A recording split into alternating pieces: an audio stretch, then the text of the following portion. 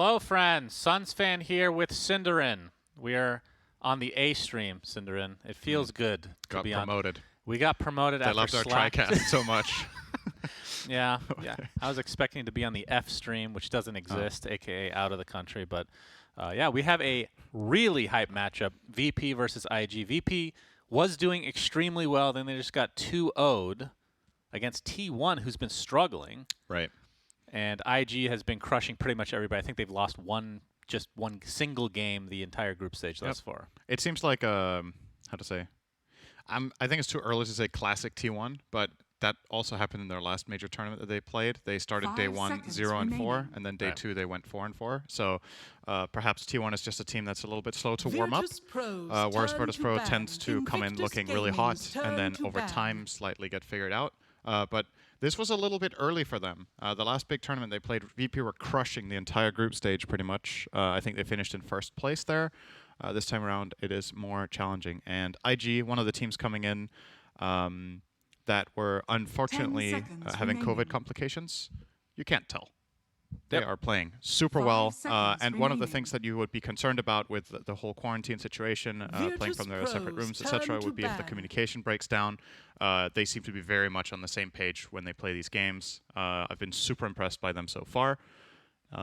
If there is a team right now that could make it hard for them, though, VP is one of that type of team, I think. Because VP can play really explosive and fast and be dominant in lanes. And in the games we've cast of IG, they haven't really been challenged that much in the laning stage. They've usually just either floated by or even won. So I'm very curious to see what VP bring to the table this time to challenge IG. I think it's going to be the hardest series yet for IG. Yeah, I'm actually going to look up exactly who IG has played, just so we can keep on. We've cast a couple of them. Obviously, they just played Thunder Predator. And that one was not a remotely close series. But the question is, have they been truly tested? They 2-0'd EG. That's right. I forgot about that one. Yeah, we weren't casting that. Yeah. They 2-0'd T1, who just 2-0'd VP. Yeah. To give you some idea. And Thunder Predator, and then they split against Undying. Yeah. So, yeah, very impressive group stage so far for IG. But, I mean, these are two teams that we, coming in, expected to be top 4 in their groups to get to the upper bracket. And I don't see that changing anytime soon. As Silencer first pick, we've been seeing this band pretty, I would say somewhat regularly in the first phase. Haven't gotten to see it yet, though, in the group stage. The top, I want to say just anecdotally, the top favored bands so far have been Monkey King, Tiny, IO. Some teams have been banning Lycan, like you're seeing here from VP. But yeah, Silencer has not been one of the absolutely most prioritized bans. VP have opted to go for it as a first pick. And I think this hero is, for me, actually a very flexible pick. I think it can play many roles in this patch. And that might be the reason they rated this high, picked this early. Interesting to see a save hero picked into Silencer. Well, you've never seen position 1 Abaddon picked first, Cinder? Traditionally, one of the things you pick Silencer against is actually hard saves, so that you can guarantee lockdown on the primary target. A classic combination is Storm Silencer or Bat Silencer, where these heroes just initiate the fight, you global to protect against any saves. Yeah. But you actually opt for an Abaddon here as IG. Very interesting. Can take off the curse from his allies, obviously, which can be very convenient against Silencer, but global is very annoying for this hero. Yep, absolutely. But, of course, Silencer gets... I mean, he's gotten some changes over the course of the last year and a half, but... or since the last TI specifically. Another hero Silencer is pretty good against. But the biggest... I mean, maybe we don't talk about this now, but I feel like the biggest feels bad thing for Silencer is neutral items. Some of them have dispel aspects to them. Right. And that could actually change the complexion of the game. Finally, I get to see a Dawnbreaker. I've been seeing people cast Dawnbreaker. Haven't gotten to cast it myself, Cinder. Yeah, I love this hero. Very excited. I don't think her win rate is particularly good, but I know VP has been playing at position 1 mostly. Yep. And they were up like 30K net worth or something crazy against OG and lost. Right. So I might speak to how the hero perhaps scales, or maybe they're just not used to, playing it in a full lineup. I'm very curious to see if they pivot from carry, or if they're going to just continue to play it like that. Because I think every other team at this tournament has played it support that it has been picked by. I believe so anyway, but I could From be what wrong I've on that. seen, There's so many games going on, it's hard to keep track of literally everything, but Yeah, the way VP played this, I believe the item build that Nightfall went for was it he went, I think, Echo Saber into Radiance, which is a very unique build. It's not something that's popular or that I've commonly seen. Playing it in this role to begin with isn't very popular currently, but might become that if VP start dominating with it consistently. But yeah, this is one of my absolute favorite heroes in the game. I've played, 150 games since the hero came out. I don't know when that was, but probably maybe my most picked hero since it came out. I'm just in love with it. It's super fun to play. 4 or 5 months, 6 months maybe. Yeah, it's really fun to play. It's very dynamic, extremely potent laner, which is what makes it such a good support. The spells are very, very strong at playing aggressively in lane, so it pairs very well with carries that have either a stun or a slow, so that you can just chase supports down and kill them in lane. And in my opinion, which is something I guess VP kind of disagree with considering they play it one, I don't think it scales that well as a carry.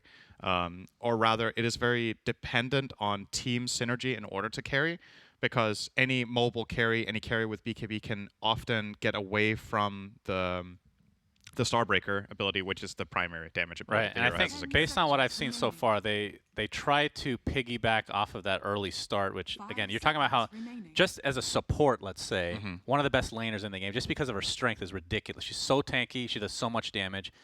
Put that on a carry, yeah, you're right. It doesn't scale quite as well, technically, at least not right now in her current form or what we've seen. But if you get off to a really good start, you can just snowball that. But yeah, I mean, we'll see what they actually pick. I would like to see a mid that can scale into the late game as well, to kind of have like this pseudo-duo carry. For sure. I don't think Dawnbreaker should ever solo carry. I think it needs a different scaling hero. And you also need something to help you initiate, because your ult is probably the most important aspect of the hero, being able to join the fights whenever. But like Silencer doesn't provide a stun, right? Right. You need something. Yeah. So my general checkbox that I go to whether I enjoy playing Dawnbreaker in the game or not as a support is, one, do I have like 2 different teammates that can stun and initiate for me so I can use my ult offensively?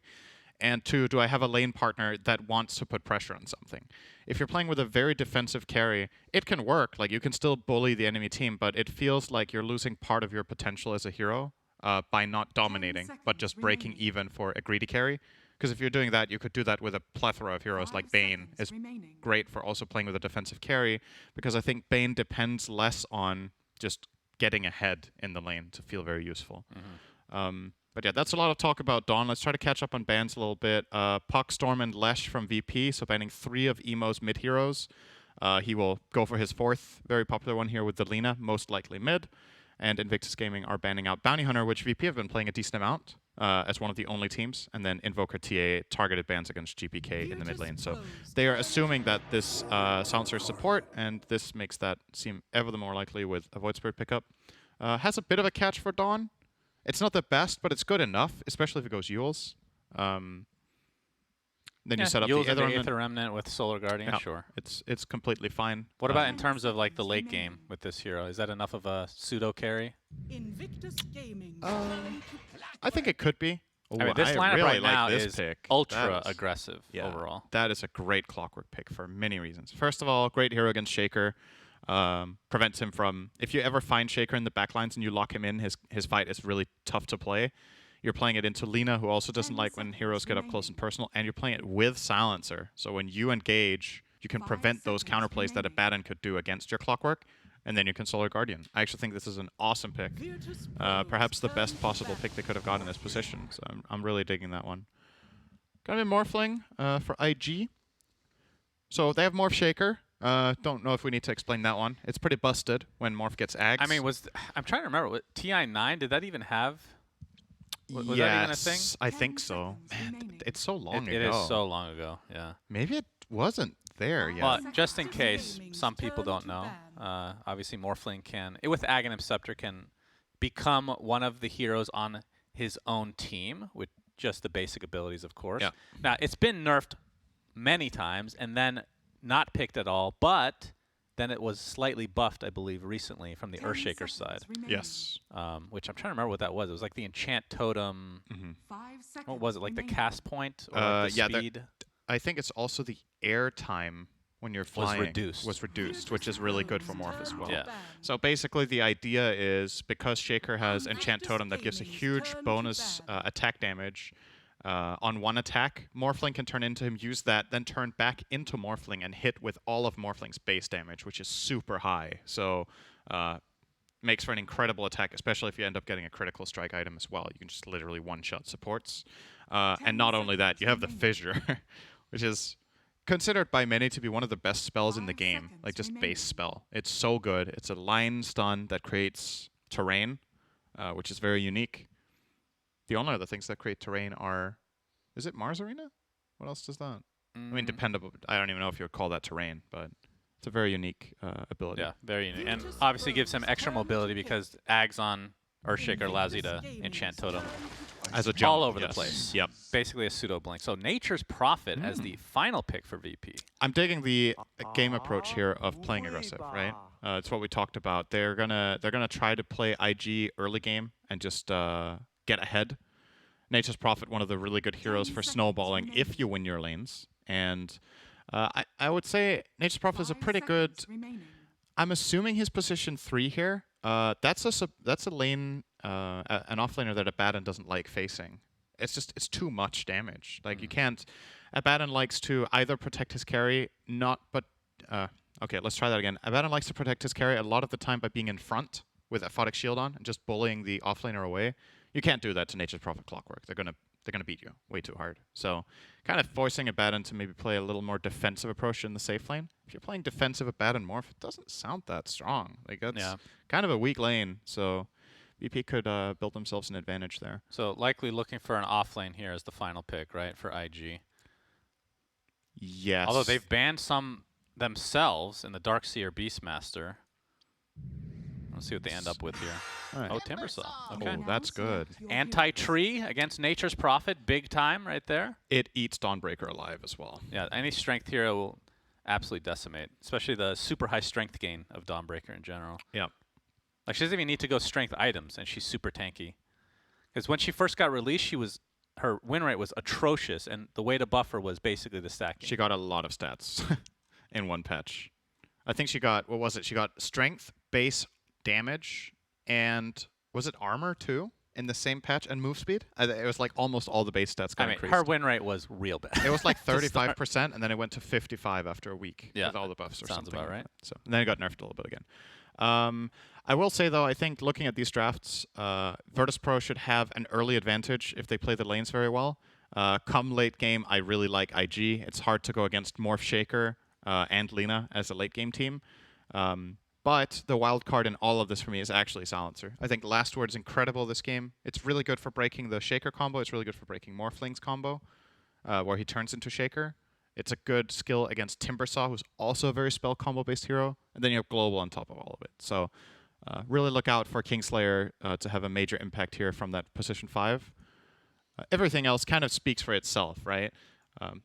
They've covered their boxes or the bases with getting 2 setups for the Dawnbreaker ult with Void Spirit and Clockwork. They have the Global Silence to protect the Goes, and they're going to play hard, aggressive early game. Yeah, but they have this up-tempo lineup, right? Yeah. You don't want to go super late against... I mean, obviously Morphling will scale better than any hero in the game right here. So yeah, he should. But yeah, this should be an exciting one. VP, like we just said, got off a surprising 0-2 series against T1. I could see T1 making a comeback on day 2, but I didn't think they were going to 2-0 this team. Yeah. I thought they were maybe going to draw. But obviously great news for them. If we just quickly want to recap that group, the standings right now. So currently this is a match of the first place team IG against the tied for second VP, who are tied with OG and Evil Geniuses. And obviously a couple of the teams we just mentioned earlier, T1 and Aster, both got their first wins. They were both 0-4, and this has pulled them significantly ahead of the current bottom of the barrel of the group, Thunder Predator, who have yet to win a game. So obviously a lot of games left to play. Everyone plays 16 of those, minimum. Yep. So plenty of things can still happen on day 2. And quick reminder, you guys have 1 minute basically to get your predictions in if you're watching on Twitch. It should work. We implemented it today. We've seen some issues where like a small amount are not going through, but that will be fixed soon. So bear with us on that. But basically, if you're watching on mobile, the predictions will not work. That was not part of the implementation, but if you're using Android, the basic functionality of the tooltips should work. And iOS, who knows, Cinderin? That takes forever for Apple to approve, so maybe never. you know? Oh, the joy of working with Apple, I guess. So yeah, game number 1 of this series. This is going to be real hype, as you can tell by the cheering fans, which I know some people get annoyed by the cheer. I actually love it. I think it's such a cool feature, actually. Of course, it takes a lot to annoy me, Cinder, which is why I work with you every single day. Right. So, but Slacks broke it after one series. Yeah, Slacks we had to cut off for sure. Yeah. Nightfall was looking for the rune, but not wanting to fight despite being, I guess he went with the W first, so no Starbreaker. Right. So I'm gonna do something we don't really do here very often, but I'm gonna just break down Dawnbreaker Spells, because I think a large part of the audience might have never seen this hero before. If you haven't played Dota for half a year or more, and you mainly follow TI, the hero is a very powerful laner because it has 2 abilities, the first and second spell, Starbreaker and Celestial Hammer, that just do a lot of damage. Celestial Hammer throws a hammer in a direction, then you can converge with it, where you meet on the middle between yourself and the hammer. And your first spell, Starbreaker, is basically like a swinging attack where you hit 3 times in a row, and the third attack on that combo does a knock-up stun. So you're going to be seeing Nightfall once he hits level 2 down here, starting to play really aggressively. Going to see the hammer there with the converge. Putting some pressure onto JT as well as Kaka in the bot lane. Mid lane is going to be GPK against Emo. I would say this is a Lina favored matchup against Void Spirit. And top will be Nature's Prophet and Clockwork against Abad and Morph, where I see Nature's Prophet Clockwork more than likely pulling a little bit ahead. And then we'll see if they can expand on that advantage. Yeah, Courier taking out bottom, JT taking heavy damage. And keep in mind, obviously Timbersaw pretty tanky overall once he gets the reactive armor, which he doesn't have right now. But magic damage against him is really damn good. What would you say Nightfall in terms of the Dawnbreaker? We're going to see even more action here. He might kill him here. Yeah, he's dead. Arcane Curse, there's another. Yeah, he is done. So first blood for VP. I was going to ask, how does Dawnbreaker match up against Timbersaw until that level 3? Like, feels like she does a good amount of magic damage. Yeah, and her physical damage component of Starbreaker is good too until Timbersaw has a lot of stacks, right? So I would say until level 3, this is a completely fine matchup. It starts getting tricky against the Timber when he reaches level 3+, especially level 5, because at that point you just can't output enough anymore. Yeah. But you see VP have very good understanding of this matchup. They're playing hyper aggressively onto JT. Honestly, gotta wonder if skilling Timber Chain was the right choice, or if you could have maybe gone for Whirling Death level 1 in this game, or Reactive Armor, just because you're playing against that strength matchup to mitigate some of the damage. But the common thing to do is to get the chain. Kind of just got outplayed there. Yeah, Fly forced a waveform out at top. Nightfall still looking for the high 5. Will not be reciprocated. This is TI-10, so you're not going to play around with your food here, Cinder. You can't. You got to take it seriously. JT again. The hammer comes through, but the Timber Chain away. He takes heavy damage though. Yeah, this is a nasty lane. I really like the Timbersaw pick, but obviously off to a tough start laning with Shaker. Not exactly the best friend for this hero in the beginning. True. And VP are finding it a lot of denies, both bottom and top. If you noticed, DM and Save managed to pull back the creep wave in front of their own tier 1 tower and denied a decent chunk of the farm that Fly was looking to get. So would say, for now, VP off to a great start in, honestly, well, not all 3 lanes, but considering that this mid lane is going to be inherently unfavored, I think even GPK is doing fine. He's not that far behind. He's a slight bit right behind, now. and that's how this lane's just going to be. Yeah, and the bot line continues. JT is just getting harassed constantly out of lane. It is level 3, though. I'm guessing he put that second point into reactive armor. Yeah. Indeed, he did. I mean, how much do you put into this now? Is it still just a 2-point wonder for the most part? I think you max reactive armor. You actually max it? Oh, yeah.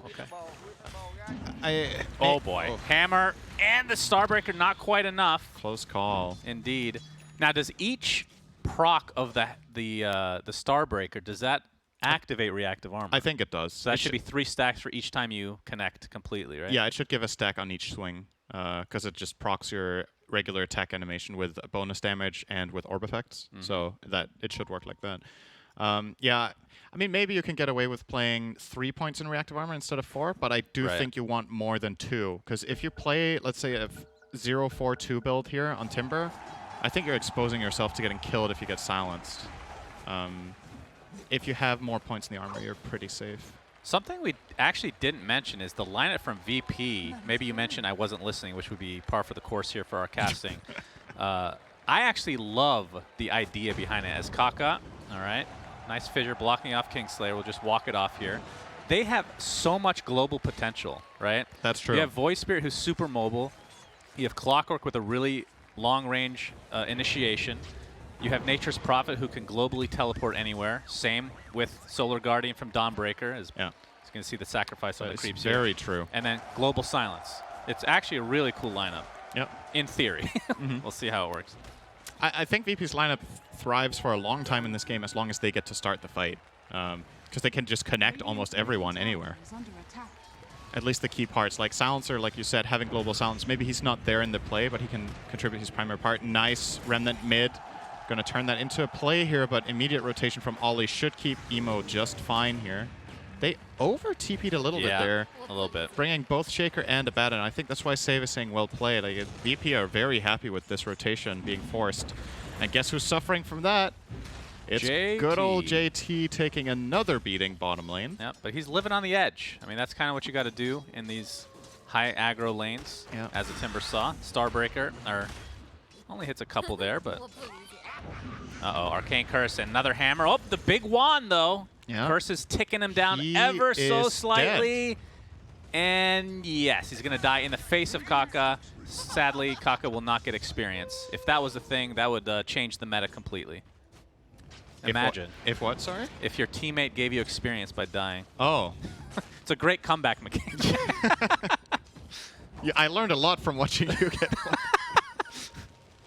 I mean, in some ways that makes sense. Emo getting chased right now. Save just being an absolute nuisance. Like, Lina doesn't have any mana, so he knows that he can get away with this. It's just effectively zoning him out of lane. All right, this time Nightfall is the one with low HP. JT has all the mana in the world to work with. Whirling Death in that many trees is a lot of damage. All in the meantime being caught out here. Only level 3 right now. Nice blocks from Save, and GPK able to finish him off. Love this from VP. They have the mid. They have a double wave mid and a siege creep, so they're going to bring in the Nature's Prophet and put heavy pressure on this tower. If Emo dies here, the tower's actually gone. Remnant not going to connect. Nice try though. Acts as a little bit of a zoning tool now, and Kaka's going to rotate in to help protect, and they TP Abaddon. So this is probably the end of the aggression, but you forced all this out as well. Half a tower, double rotation. Yeah. Definitely not bad. All right, that's a Laguna Blade. What was that? What did he Laguna? He just Laguna GPK from full HP. Okay. He just walked up to him and Laguna, and it was like... He's sick of people asking for high fives. That's his high five, I guess. What was that? Why didn't GPK question mark? It was Emo, of all people. That's true. That is a good point. That is... what was that? I mean, that's not really a misclick. No, absolutely not. Like, it was clearly on purpose. I guess just just doing some... Sick of not being able to use it. Kaka stuck inside the cogs with the battery assault from Save. You talked about how really good this is against Earthshaker with those ridiculously high cast animation. Or long cast animation, I should say. Shaker can only use one of his spells when he's in cogs Echo with battery Slam, assault, I which presume. is Echo Slam, yeah. Very useful. The wind-up of the other two spells is too long. If you have Ags, obviously you can get out, because that jump animation is very short. And that's also going to come in handy for more if we get that far into the game where they start getting the Scepter on him. But I mean, so far, honestly, the game kind of going as expected, right? Maybe with the exception that GPK is actually ahead in mid from the kill that he got. But we were expecting VP to pull slightly ahead in the laning stage, and IG probably not too phased by this. As long as they're getting their levels, they know what their game plan is. They need to slow things down a bit, not get rolled too hard, and defend their towers. Clearly saw how much emphasis they put on trying to protect mid. But the next move is coming in. Kaka, yep. Save is there again inside the cogs. This should be a super easy kill for VP. Yoink. GPK yoinks it indeed. That's actually, the tower's gone now. Absolutely. That is an 8-minute tier 1 mid tower gone. DM working on an Orchid for himself as GPK actually not afraid to go high ground here. All right, here comes the first Solar Guardian of the game. Nice block on the Emo. Ends up helping Nightfall get that stun from the ult. Double kill for GPK. Really good coordination. This is what we're talking about. If this was a pub, you're not hitting that Solar Guardian, guaranteed, Cinderin. Yeah, the Void Spirit would have missed the Aether Remnant, so... That too, yeah. So in terms of Nightfall's build, he's going with exactly what you said he's been going. The Echo Saber into Radiance. I'm not sure if he's gone... I'm assuming Shard is part of that build at some point. It's got to be. Obviously, what the Shard does is it makes you magic immune during Starbreaker.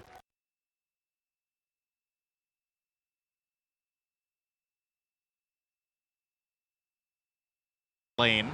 Yep. not looking good for him. This might turn into a tier 1 tower as well for IG. But the one difference between Dawnbreaker's Shard and BKB is that BKB also dispels on use. Dawnbreaker's doesn't, as far as I can remember. So there's a slight difference there with some spells actually sticking to you after you cast it. All right, save is going to be toast. There's the here. high five. That's what we've been looking for. That's some TI-10 spirit right there. JT gets the kill shortly 5 minutes after. ago, you said don't high-five people. Well, I'm just trying to go with the flow, Cinderin, Okay. all right? Don't pay attention. Since when do you listen to anything I say? Honestly, that's shocking more than anything. I was just guessing. Was I right? Yes. Oh, you did say it. Well done. Nice. I mean, we don't need to talk about this too much, but I'm just curious what you think, because the Aghanim Scepter for Dawnbreaker, you know I'm going to bring that up, doesn't seem like it would be a build on a position 1. Exactly. Right? Is it more like an offlaner? It's a support item. I Just think. pure support. Maybe then. you could play it if you play it 3. I don't know how popular that's going to be in this tournament, but effectively what it does is massively increases the duration of your ult, and it allows you to cancel it whenever you want so that you can arrive at any given time in that channeling frame. And then it gives every target inside the AoE 60% evasion, which makes it incredible as a support skill against very physical heavy lineups that rely a lot on killing people with regular attacks. In this game, not really the case, right? I believe Enchant Totem also can't miss, and that's a big part of That's right. Oh, we got a hook shot from Save from above. Emo getting Starbreaker down as well. DM has TP'd in addition. Ollie's going to eat that tree immediately. Delicious stuff for Abby, as you like to be called, Cinderin. I like to be called Abby. Kingslayer died on the other side of the map, though. So support for mid. I think VP will take that every single time. They definitely will. Not really going to transform this into any sort of tower pressure this time around, however. Don't feel confident that they can smack this bottom tier 1, but they're still ramping up. Very curious to see, since I wasn't part of that, casting that game that VP played against OG, I'm very curious to see how much the Radiance is noticeable. Right. Because just inherently for me, it's not an obvious pickup on this hero for me. So I'm very curious to see just how powerful it feels. A lot of the time, Dota is a game on feel. Like, people have ideas. There's some theory craft behind it. You try some builds, so you're like, wow, this one feels really strong on this hero. You're holding it up against the alternative, which Save could is be... dead. Oh. Can he deny himself? High five. The Dragons don't have the high five capability, sadly. Maybe in the next patch. But yeah, he's brought down in quick succession here. Oh, do they see Kaka?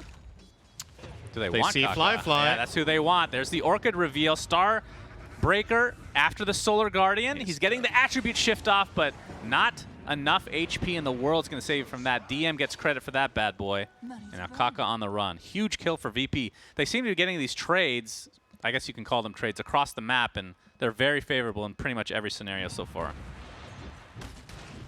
So I'm not sure if you know this. Of course I do. Like I said, I've played this hero a lot. Do you get Radiance in part because when you ulti someone, while you're in the air... Right, does the Radiance actually apply? Are you over the circle the whole time after you've taken off? I think you are. I don't know. It wouldn't make sense because if you get stunned while you're doing it, you end up where you originally were. So why would you be in that location? That's true.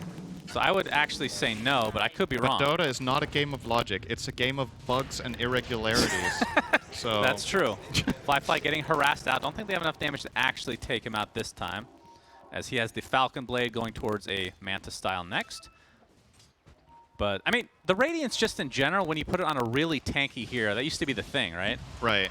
So on that side, it's understandable. But yeah, other than that, it doesn't. Part of why I'm questioning it, not saying it's bad. It's just that what other core Dawnbreakers have been doing over time has been buying something like Deso BKB, and your damage with Deso is just filthy. All right, Emo. This nice will be another Orchid huge kill for again. VP. Beautiful Sprout, and down he goes. It might be the sacrifice for the Lion. They lose Kingslayer in the meantime, though. Is saved. Did I say Lion? There's no Lion in the game, by the way, in case you're wondering. I know this is a new game for a lot of you. As Fly. Starbreaker is not going to connect this time. GPK trying to chase, but I believe he's going to be A-OK. DM TP's at the safety as well. Fly turns into Void Spirit temporarily. Gets off the Resonant Pulse as well. That's a little bit of physical damage mitigation. And I think he's just going to walk it off this time. The chase now to GPK. He's pretty much out of mana. And Fissure's not going to block him in, so looks like he is fine as well. I just have PTSD with Lion in general, so. Oh, you're casting IG. They pick it whenever that's they true. can. Kaka more or picks less it like for every Kaka, game. Is under attack. Yep, still looking great for VP.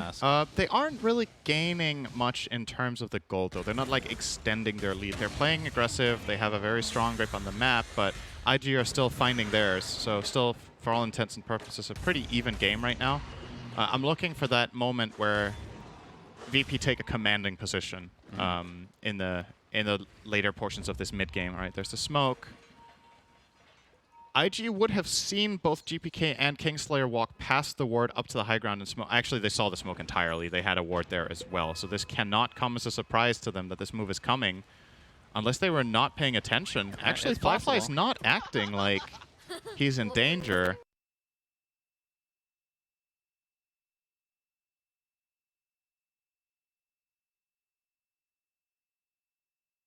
Fly attempting to TP out.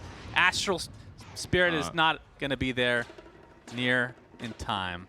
And Kaka's fast. He's faster than Clockwork. He's 5 move speed faster, so he actually stays ahead and gets away. Yeah, the cast animation on the Aether Remnant is, that's not the longest cast range either, I guess. He actually maxed it out first.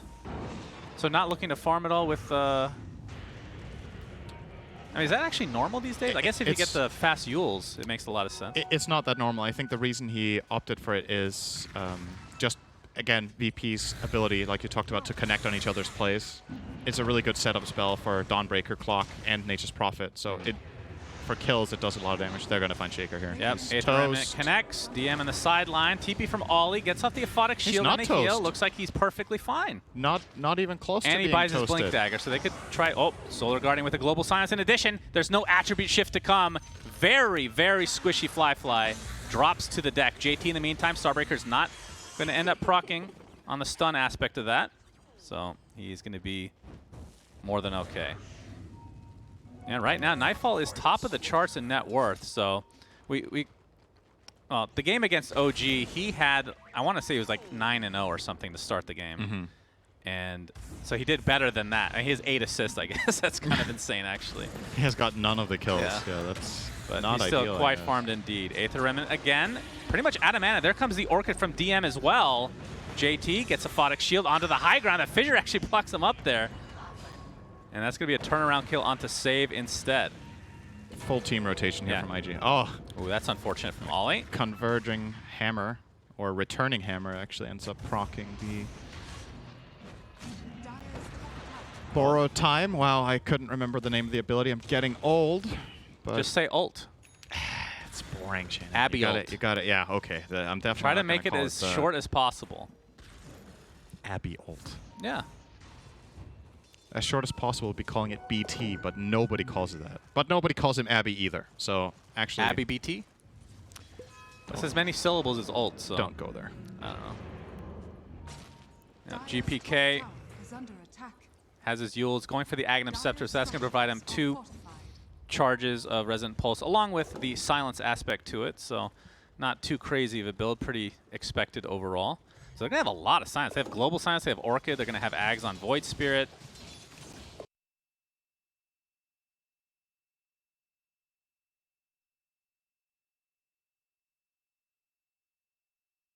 Yeah. Item, not the next one after that maybe, but can you pull off a Manta Ags BKB? I don't know if you can get it in that order. That doesn't sound great. It's a later Ags, but you might need the BKB hook shot. Yep.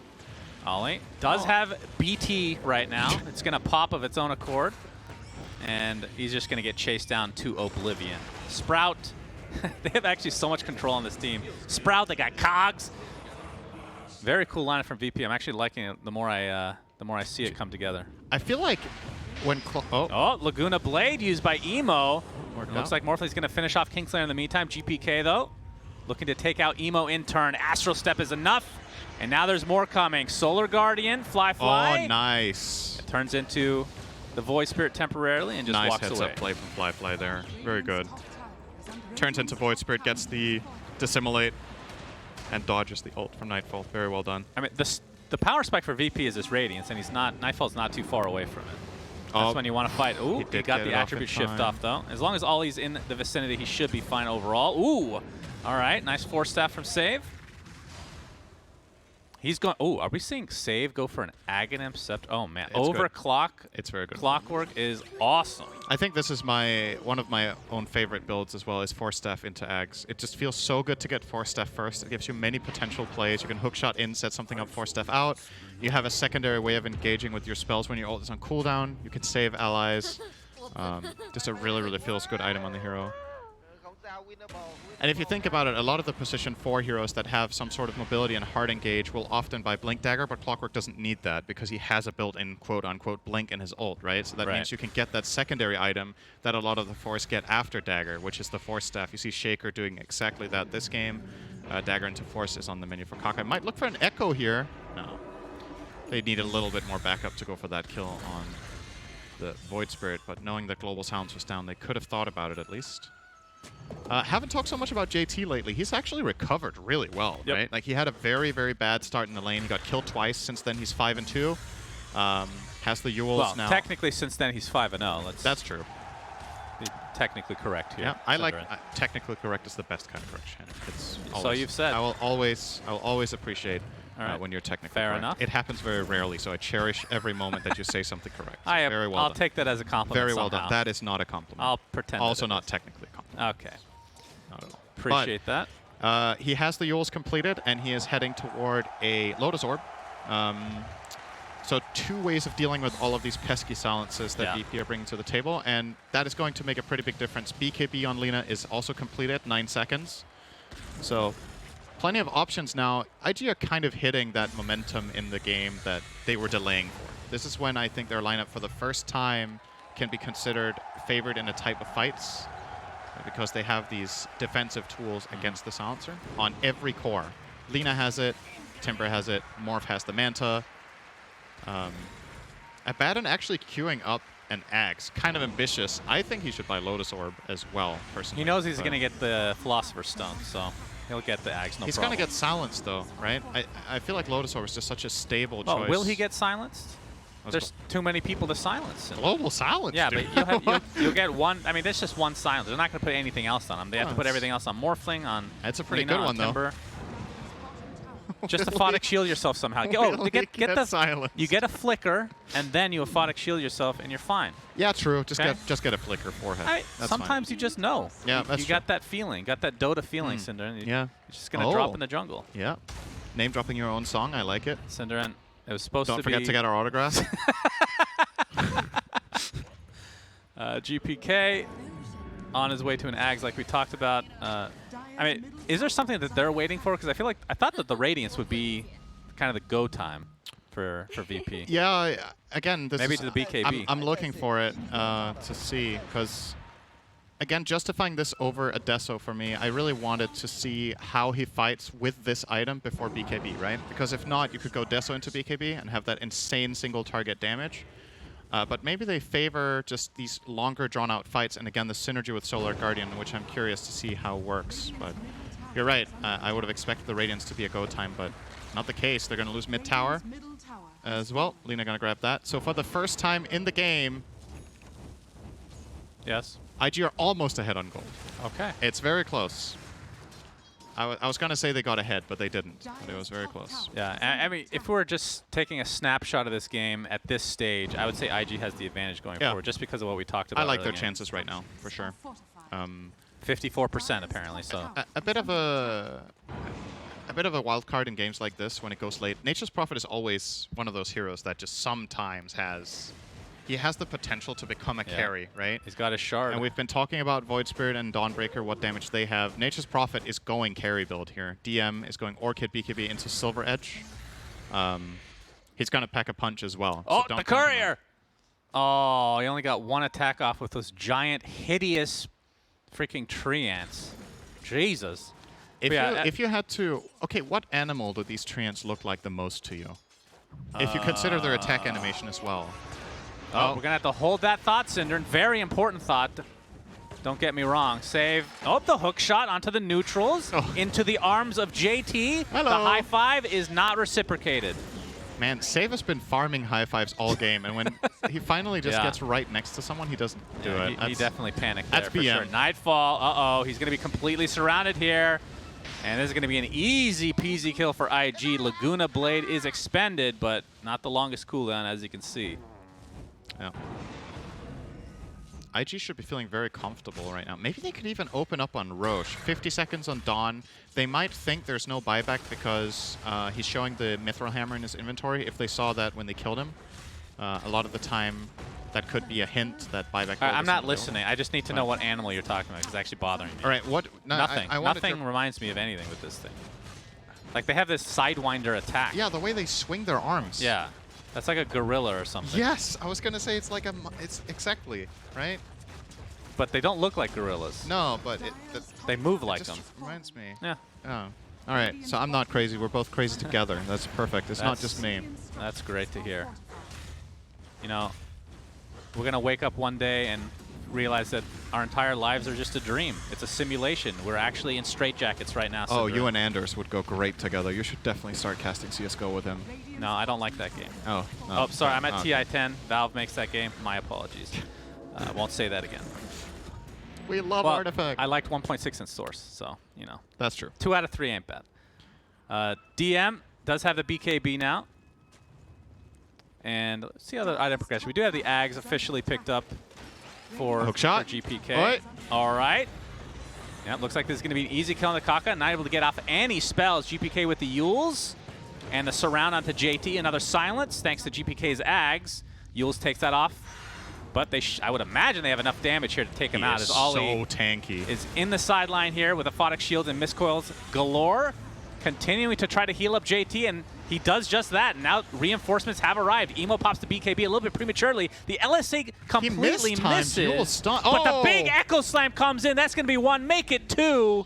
Nice turnaround from IG. Required a buyback, but they'll take that any day as Nightfall now trying to retreat. Has to pop a BKB of his own in a defensive mode, but very sad that is your first usage for sure. As Fly, you can see, has his Aghanim Scepter now, so 2 Earthshakers better than 1. Yeah. Yes, this is starting to look scary. I honestly think VP should count themselves lucky that Nightfall didn't die there as well. Like, that is an uncharacteristic mistake coming out from Emo to miss LSA out of BKB, but yeah. They've reached the point their lineup wants. They have Ags on Morph, they have Linus BKB, and they have these defensive tools against the global. Timber bought so much time.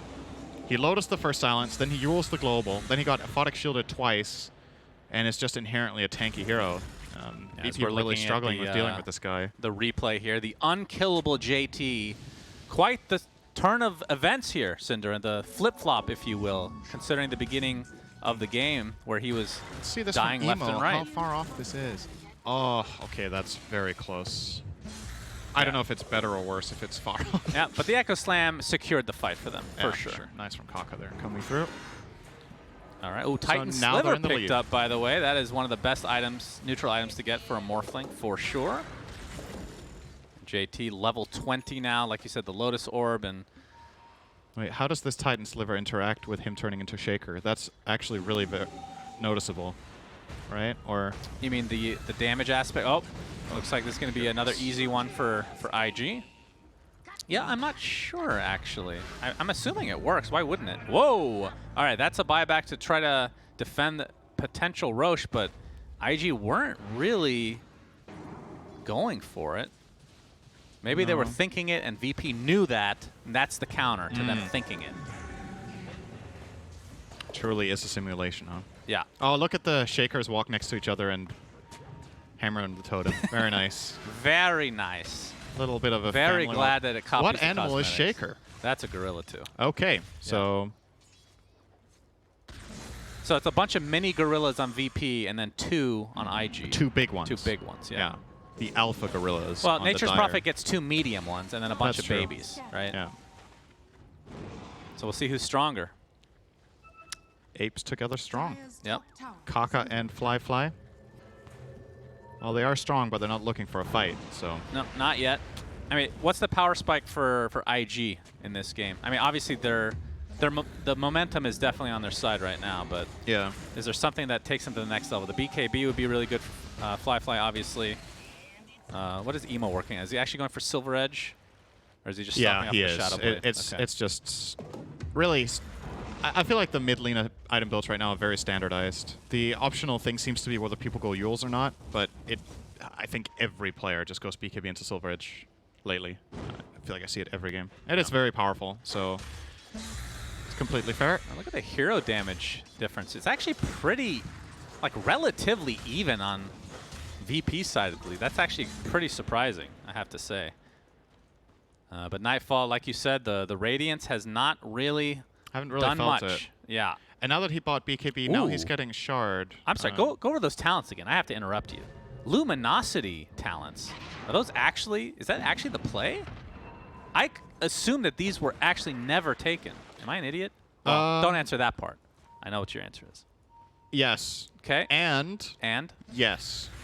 I think on Carry Dawn, the left talent on Luminosity is good on row 20. I don't know on the second row if the... Yeah, it is. They're both. You take them together, actually. I take that back. Because this means that, you know, the final crit of Luminosity usually is kind of irrelevant. It's like 140%.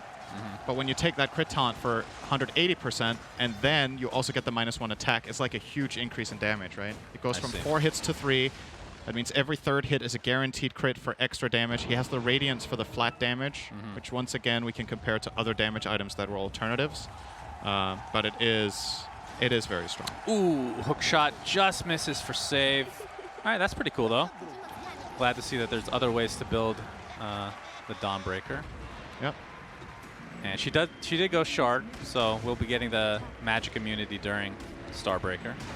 Effectively, a totally irrelevant Shard for the entire duration of BKB. Right? It does nothing. That's true. When BKB is over, or if he wants to save it, it is very useful for opening the fight. Right? Double BKB, Cinderin. Effectively, yeah. If he comes down from Solar Guardian, I think he still has to instantly BKB, though, just because of the threat of getting caught by any sort of Shaker, Echo, or Fissure. All right. VP was looking for Roche. Emo would be a terrific kill. There's the Orchid. Instant BKB from Emo. Gets off the LSA correctly. And Firefly, or Flyfly, I should say, double Fissure comes through. Blocks off the entire retreat here. JT's completely alone. Huge hook shot from Save. And here comes the Dawnbreaker, but it gets canceled somehow. Might have gotten stunned on the backside. But there's Kaka's ult to follow through. Looks like Nature's Prophet's taking a tumble. Emo spending that Laguna Blade again. Only one kill, and now Nightfall all alone. Teeping out to safety will be successful. The item was not enough of a draw to stop that TP. I think JT canceled the Solar Guardian with Yules. So, in hindsight, it's easy to say this, but Nightfall needs to pre-BKB, right? Before he ults there. But you really don't want to waste those 3 seconds of it traveling. Oh, no. Yeah. I mean, it was a good attempt. Oh, boy. But that definitely hurts. We love the strat from VP, but the pressure just... It felt like it was on a clock. Oh, and they know that Save is in the vicinity, so this is going to be basically a full team wipe now as a result. So triple kill for JT. Very extended triple kill, and they get the Aegis for Mr. Flyfly. And he has enough for BKB, basically. So things are looking even better now for IG, who have been really hot in the group stage. We've cast a lot of their games, and they're looking like a top-tier team. Obviously, I mean, they've been kind of up and down, but a lot of that was because the last major didn't have their full roster, right? And we didn't get to see as many games post the Ana major, but they're definitely very good. Make no mistake.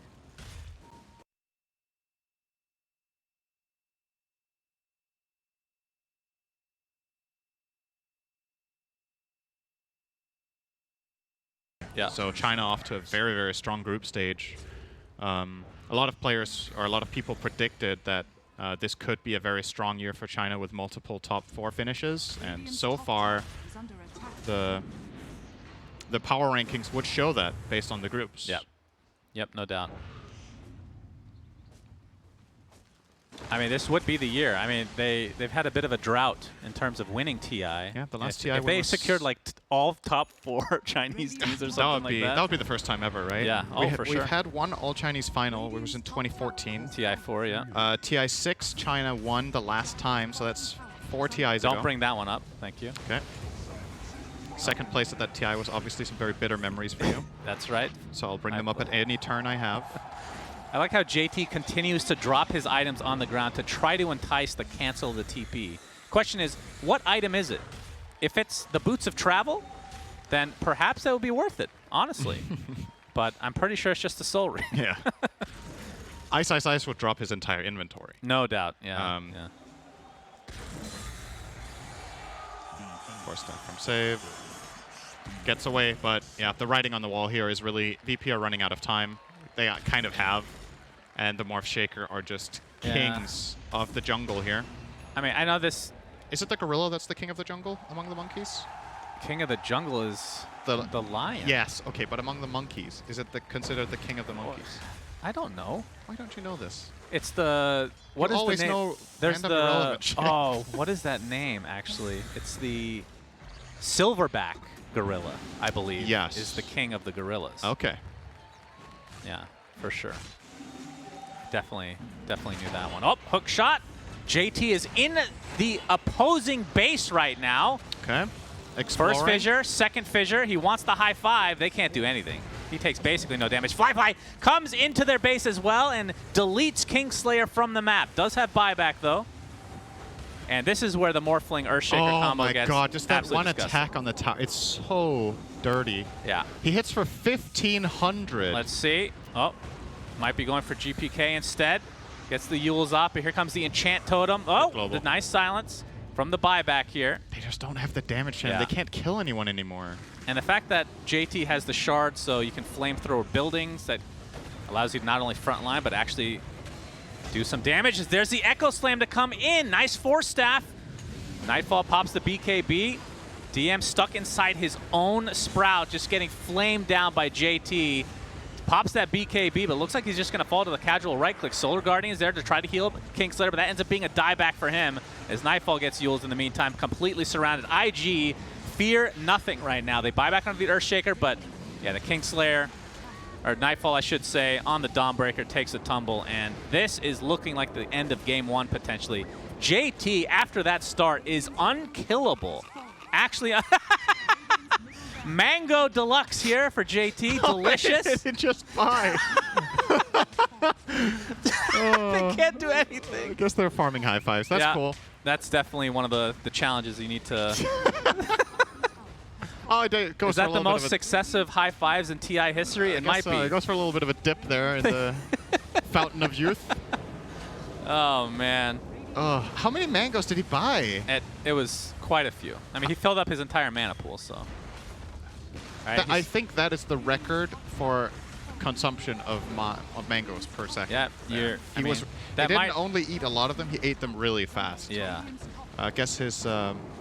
he's got good metabolism, I would assume. I guess so. All right, GG. and GG is called after the Mega Creeps are secured, so IG take game one. I mean, this was an exciting game. Kind of went the way we thought. If it got to a certain point, once Morphling and the Earthshaker combo got off the ground, so to speak, we thought it would be in IG's favor. The Dawnbreaker Radiance didn't do anything, really. No. That was the biggest disappointment for me. I want position one, you know me. I want position one Dawnbreaker to work. Maybe it's the build. Maybe it's, I mean, the lineup makes sense in theory. It's just when they got Radiance, they didn't do anything with it, it felt like. Yeah, I think VP might have had to pressure more from minute 15 to 20, right? Because when they were farming that Radiance, effectively they traded off getting Radiance for Morph Manta, Lina BKB, and Timber Lotus, I think. Yeah. So all three of the enemy cores got a defensive item against Global Silence. At that point, the Silencers, like the impact that I was looking for was kind of running out of time, and honestly, IG just played a super good game. I really like the way they handled the losses in that game. They were getting pressured, stuck to the game plan, defended the towers they could, farmed the items they needed, and then they just identified how to win the game. Good stuff. I couldn't have said it better myself, Cinder, and thank you so much for being so eloquent and beautiful. That was game one. Game two will be back in about 5 minutes, so stay tuned, friends.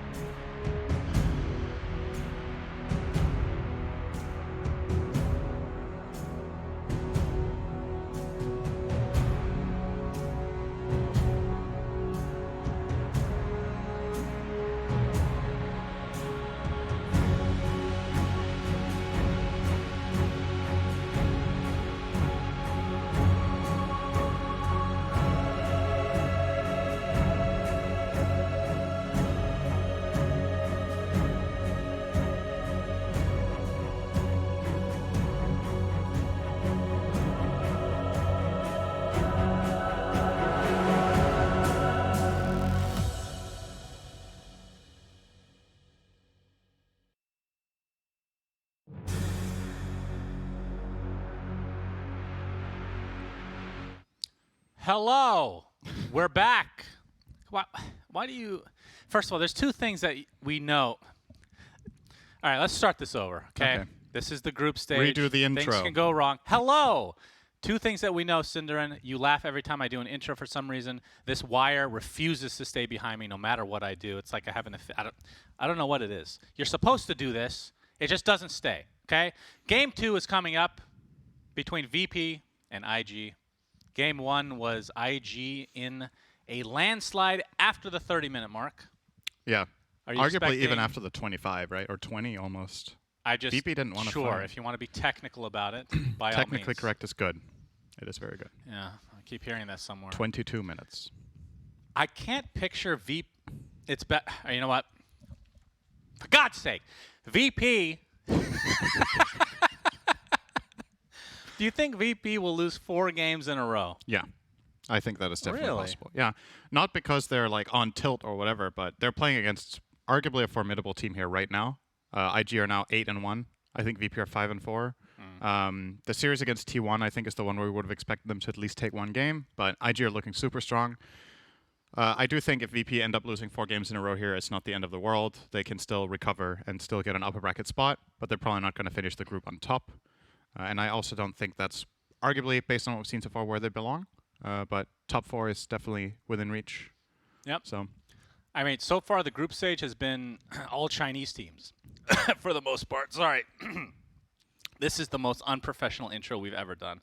And I blame him. That is not true. I blame Cinderin. You have done way worse. 100% blame Cinderin. So that's the Not thing even about close. this. I can cut you so much slack because I have seen worse. No matter what, it's always been worse than Where? this. So it doesn't. I'm not going to start going down that rabbit hole. I can't. If I dig deep enough in my memory, I can find so many examples. Okay, well, luckily for you guys, the draft has started, so Let's we can watch. take the cameras off our Let's face. watch Dota instead. Excellent. That's very good. Turn to ban. Okay, Invictus you hanging in there, buddy? Turn to ban. I'm doing great, Cinderin. Okay, What are you talking wonderful. about? So, yeah, IG versus VP game 2. Game 1, IG played a bit of a slower strategy with a really strong late mid-game impact, and VP tried to play fast and very aggressive. It went very well for them in the start, but they didn't capitalize to get Roshan, and they didn't capitalize to get tier 2 towers. So IG still maintained their position on the map and had enough to get across the finish line. Yep. I think this time around we might see VP take a little bit of a different path. I don't know if they're going to go for that Dawnbreaker again, and if they do, if they'll play carry. Now it hasn't done them that good, I think. Nope.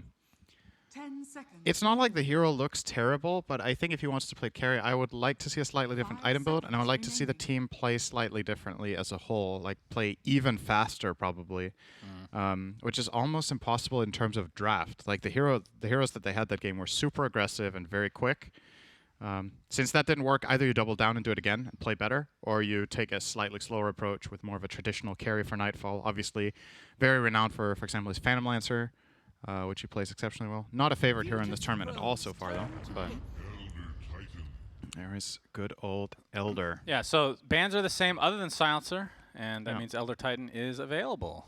So first pick, that's every time you see that, I know that you are internally very happy because of the predictions that you made prior to this Pick tournament. this for most picked hero. I don't think it's currently correct, but it could become correct 5 Yeah. seconds if it remaining. isn't. It could. Let me see. Does that update live actually in our compendium? Does it show what is currently the most picked hero? Couldn't tell you, Cinderin, but thanks for asking. It does not show. So the thing is, VP knew that IG was going to take Elder Titan. So let's see what they. Oh, interesting. Earthshaker into Weaver. Yep. Weaver has been looking very good.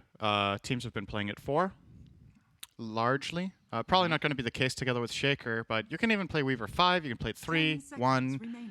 Very flexible hero and good against Elder Titan. Super mobile. It's hard to land a stomp on, and it's a hero that can connect on ET in the backline and just solo kill him basically as a carry. So I like this opener a lot from VP. I think it's very strong, and I think this is the kind of 1-2 that we could be seeing a lot in the later stages of the tournament as well. Oh, That makes for a good Rubik game though. against Weaver. And Ooh, Shaker. that's true. Fissure and Shikuchi. Virtus.pro Very turn strong. to ban. You know Secret would have snap picked it here for sure. Yeah. But this is how much it takes to get Kaka to not pick Lion. Is that It is such an incredible Rubik game already, so we are going to see that. Obviously, Kaka did not play Lion last game. He played the Shaker, but not available here. Taken by the other team, so 10 yeah, seconds Rubik looks very remaining. strong. And the thing about spell steal conceptually is that, you know, sometimes we're talking about, oh my god, there's so many good spells to steal, there's Ravage, Black Hole, etc., etc. But a lot of the time, what makes a really good spell steal is a spell that's easy to get and easy to use, right? Yep. And both Shikuchi and Fissure are, especially Shikuchi is very easy to get because Weaver has to use it to farm. He's going to be showing in lanes. You go and you steal it, and then you have it for 3 minutes, 4 minutes, 5 minutes, whatever it is, based on 5 level. seconds remaining. Shaker Fissure can be a little trickier to steal, but especially in the earlier portion of the game, it's a hard thing for Shaker to conceal it entirely, especially when Rubik gets either Blink or Force Staff. And those spells are just easy to use, and Fissure on Rubik is so insanely good. So Yeah. I like looking for those spells when I think about Rubik rather than the big ones, because sometimes you just end up looking for that black hole that you never get. These spells you are going to get. Yeah, you can add Burrow Strike to the mix as well as just these spammable. Yeah, Burrow Strike's insane too. Any mobility spell 10 really seconds plus remaining. the Plus stun. stuns from like Yeah. Earthshaker and Sand King. For sure. And like you said, Weaver. 5 That's seconds one of the remaining. easiest steals because it's not like you're swarming Invictus after Gaming's you've turn to Shikuchi'd a lot of the ban. time. Like You if can you do have a that one vision of time. them, you just take it. Yeah. Very, very easy. So we'll see if they're able to execute the Rubik as we're hoping, because it's probably the most exciting hero in the game, I want to say. It's got to be like top 5 most exciting heroes when it's played It's really very fun. well. 10 And I seconds believe we went remaining. over this, that Rubik has almost 5 exactly seconds 50% win rate across competitive Dota history. Yep. A very balanced hero. It's had its phases where it was considered top tier. That is not now, but still, under the right conditions, is a very appealing pick. So very cool to see one of the most, I think, was it the most picked hero of all time as well? It was, right? Turn to ban. Most picked hero in Pro yes. Dota by a large margin. Yeah, most picked of all time. Easily most picked and of all time. Basically 50% win rate. Yeah. So very cool. And it's funny because we talk about the win rates of heroes and like their complexity and design. I feel like Rubik is one of the hardest heroes, like conceptually, seconds to remaining. balance. And the fact that it's 50% is Yeah, pretty that impressive. that was what was surprising 5 to me as well. seconds Actually, remaining. Virtus.pro Faceless Void, turn to good ban pick. for VP. We're trying to catch up on bans a little bit Invictus here. Gaming's Great together with Elder Titan. Great against Weaver. You have the lockdown from Chronosphere and Time Dilation, which really messes with Weaver. They're going to respect ban the Lena of Emo, and then finally banning out the Tide, which is the one I can't really put my finger on exactly why, but it's probably going to become more obvious later down the 10 line, or they had seconds nothing else they remaining. wanted to ban and they just think Tide is good. As far as IG goes, Monkey King 5 actually seconds made it remaining. through phase 1. That is surprising. It ended up getting banned here as the last ban of second phase, along with Queen of Pain and Morph. Invictus Gaming's what they grab turn here. to All right, the classic Chinese Doom. They love their Doom. Great hero against Weaver for obvious reasons. Super long duration silence. Yeah, it always like heroes like Weaver, because well, I guess we don't know if well, it should be a core now, right? We have Undying Earthshaker. 10 Yeah, seconds we're assuming Weaver's remaining. cool. So let's say it's position 1. Getting a Lincoln's feels really bad because you almost always need a 5 BKB at seconds some point on this remaining. hero as well. So and getting both feels like a death sentence. And you're playing against a hero that's really good at removing Lincoln's. Spell Steal has very high cast range, so True. you can set up Doom with your Rubik. Same with Fade Bolt. If you have an Aether Lens especially, it's pretty easy to remove So then that all you defensive really layer. need to do is just hold out till 60 minutes and then pray to Gabe and that you get Mirror Shield, right? Right. Yeah. That sounds like a good strategy. Yep. Virtus.pro I've done it before, Cinder. Storm Spirit is now picked from IG. So it's the Emo Storm. Yeah. So a lot of catch now. Secondary hero that's good against Weaver. One of the few heroes that can match and beat Weaver in mobility. Invictus Buys Gaming's Orchid turn to naturally. attack. And VP are going to immediately respond with a counter to Storm through the Dream Coil as well as Waning Rift Silence. A good hero as well together with both Undying and Weaver. Dream Coil sets up nicely for Tombstone. It sets up nicely for the Swarm and to just kill heroes during that long duration. 10 seconds remaining. Really like both drafts. I think this is some very solid, 5 solid strategy. seconds remaining. A lot of the time when we talk about strategy and we appreciate it, it's because it is relatively easy to see how the heroes interplay in the team, like what they're doing for each other and what the overall game plan is. And then there's the wacky drafts sometimes that you don't really get until you've seen the game. And a lot of the times those are supplied by OG. You just Yep, very pick true. something and you're like, what in the world is going on? And sometimes it also doesn't look good. Virtus Like Pro OG also turn have to their ban. games where the drafts are just like, okay, I didn't get it, and now that the game is played, I still don't get it. But a lot of the times they do pull off some incredible strategies that are a lot less transparent. And that also means it's less transparent for the enemy team. Keep that in mind. There's a lot of 10 value in seconds having remaining. strategies that the enemy team doesn't really understand. But here, nobody 5 is seconds surprised with remaining. what's going on in this game. Like, this is going to come down to raw skill. Both teams really know what the strengths and weaknesses of every hero is. Invictus Most likely Gaming's also how the turn lanes to are going to ban. be placed. This is probably going to be Rubik Doom and Elder Titan with the last pick carry for IG. And Storm will Should also most definitely go mid for Emo. Should also mention that Emo on the Storm Spirit has played against Puck today. Leo style, not the most characteristic 10 couple games for seconds him. remaining. He had a but, rough series. you were talking about how Puck technically is slightly favored in that 5 matchup, seconds so remaining. we'll see if VP can take advantage of that, Mr. GPK himself. Virtus.pro I'm trying to think of what the turn to worst ban. lane matchups for Storm are, and the best ones that come to Invictus mind are Gaming's Shadow turn Fiend, to Lina, and pick. Puck. I think, especially Shadow Fiend is very strong against Storm if played correctly until level 6, and Lina just kind of beats everyone really, right? If played very well. Maybe Viper can also destroy Storm.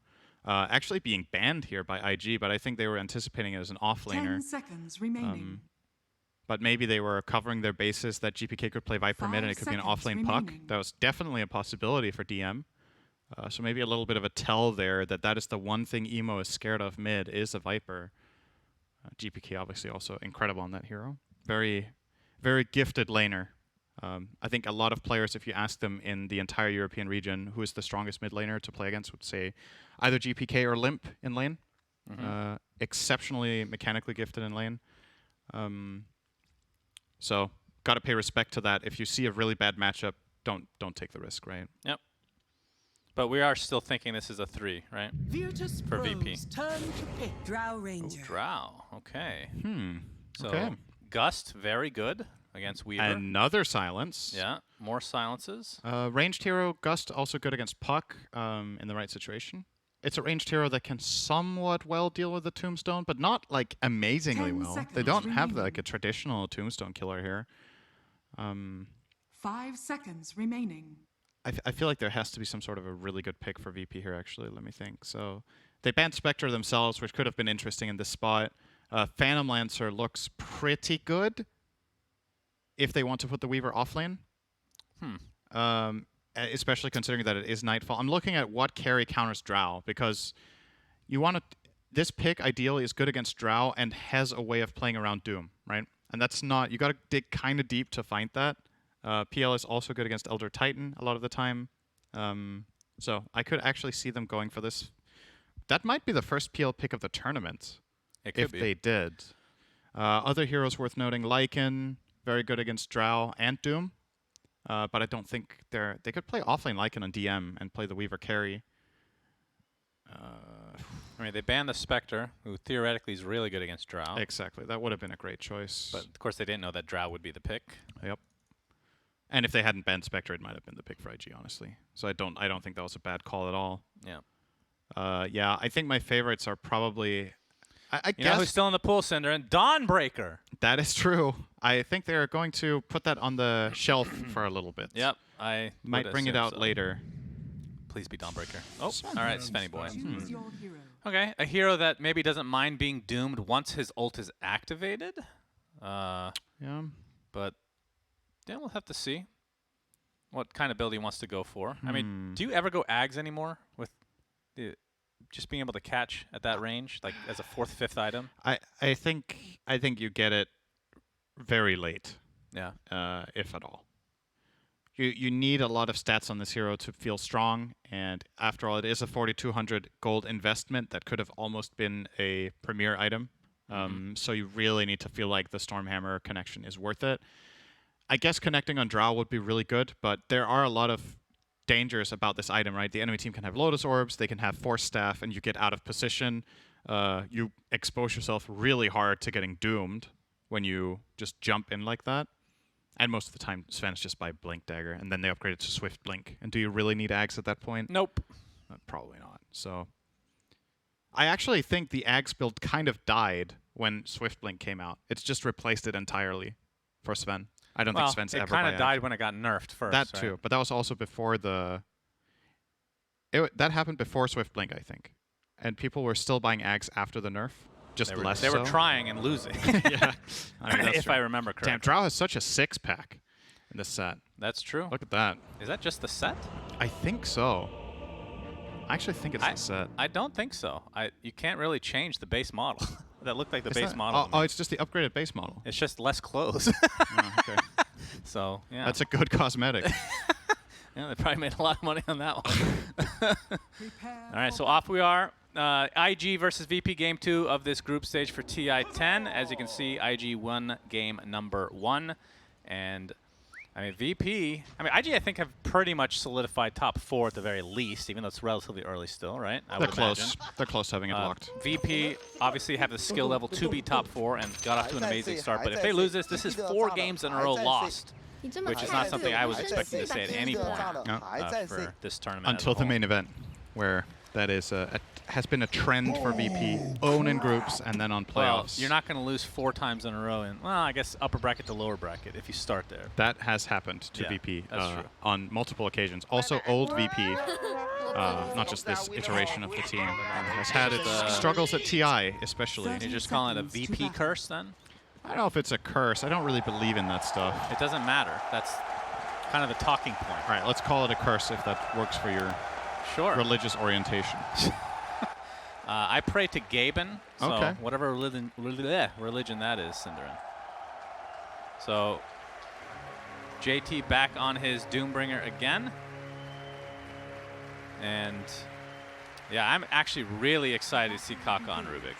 I cannot wait with all the spells that he has at his disposal. I mean, from pretty much any here. It's not just the Weaver and Earthshaker. Those are the highlights, but there's almost like no bad spells, right? Obviously, Tombstone would be great, and the rest of the spells are whatever, but Stun from Sven is kind of easy to take. Yeah, for sure. So a lot of cheering. People love their creep block. Yep. What a creep block. Or they think creep blocking is so boring that they need something else to do. This is the intro to any sport. This is like the starting lineups. They weren't able to cheer during the loading screen, so they're just making up for it now. That is actually true. Yeah, of course it is. Everything I say is true, Cinderin. Yeah, everything once in a while. That's right. So let's have a look at the lanes. GPK versus Emo mid. Like I said, I do believe this to be a slightly puck-favored matchup. Yep. Looks even for now. Both of them are getting their CS in. And obviously, Storm doesn't really have matchups where he gets absolutely nothing. Usually you can get some sort of farm with Static Remnant. And the reason Shadow Fiend is a tricky matchup is that every time you go into Remnant, you can get raise combos. That is why that is so hard, but against Puck, the damage is a little less dangerous overall. So, nice first waves from both players. Bottom lane, ET with Drow. Remember what I talked about with Dawnbreaker last game, where I said when it's played as a 5, I like having it with an aggressive carry rather than playing protection? Yeah. For Elder Titan, I like both. Elder Titan is so good at being a wall that it is great with these weaker lane carries like Drow, because Elder Titan doesn't rely as much on winning the lane and getting ahead. He relies on his team thriving and his spells just own, right? So if you break even in an Elder Titan lane and your carry is happy, that's great. It generally doesn't take more than that. Well, on the other side, what do you think of DM playing the Earthshaker as off lane? Yeah, that is surprising. I was not expecting that. But Save plays a very, very good 4-Weaver. Maybe they think there's more value in having a dagger on Shaker faster in this game as a catch against Storm, and perhaps also a little bit of logic about protecting Fissure against Rubik. Could be a thing. Not sure. Because in my experience, just from watching, you would want, I don't know, Earthshaker as a 3 has felt a little underwhelming historically. As Kaka is going to get stunned up, and one more right click will do it. Gets off the health cell for now, and they're just going to give up. Yeah. Just barely gets out. Yeah, they lose a lot of space on the lane from this. Going for this chase is going to cost a couple of creeps probably that Nightfall doesn't connect on, while JT is just free farming close to his tower. So Kaka going to be really happy about that. Just being a nuisance, right? Undying as a laner is incredibly powerful when the lane is just in a static place where the lineups are fighting. So what you usually do as position 4 against Undying 5 is that you run around and pull the wave and just block camps and you're just annoying. Like, you never really fight him head on, except with very specific heroes like Lina position 4, Nature's nice Prophet. blocks from Save. Echo Stomp is going to save Fly for now, but you can see the power of the... I mean, Earthshaker's not the... Like we talked about, the 3 positions. A little awkward in the laning Good damage. stage. Yeah, the Frost Arrow is continuing. Ollie continuing to beat him with his briefcase. Time for business. DM, one more right click will do it. First blood goes the way of Ollie and IG, and then sacrifices himself to that tower. Really good read that he could pull that off. That was close, and that's going to pay off big time. Getting the first blood almost gets him boots. And he already started with the lace. Curious if he's going to stay in base and wait for the boots here. That would take him about like 15 seconds with passive gold income. Has already... No, he's going to TP down. He doesn't have time for that. Has the salve and tangos. I have to admit, I don't know what these voice lines mean. I'm shocked you don't know. I thought you knew Chinese. Cinderin. I can read translations. Yeah. So you say. Echo Stomp onto I don't save. believe you can read. Gust to follow. Ollie. Oh my god, Elder Titan is so filthy. Yeah. He hits for 200. That was a level 1 Astral Spirit too. That was indeed level 2. That was level 1 for sure. Okay. It was level 2. As you show, he's level 3.5. He just... A really big creep just died, trust me. But yeah, this hero is... I mean, I was a little bit skeptical when you were talking about being the most played. I mean, if he continues just dominating, it's going to be more banned than picked, right? So that you got to walk that fine line. Yeah, that's true. Top lane, we've got the Scorched Earth from JT. Fade Bolt to follow. Stun comes out from Nightfall, but there's the Telekinesis back into the arms of JT.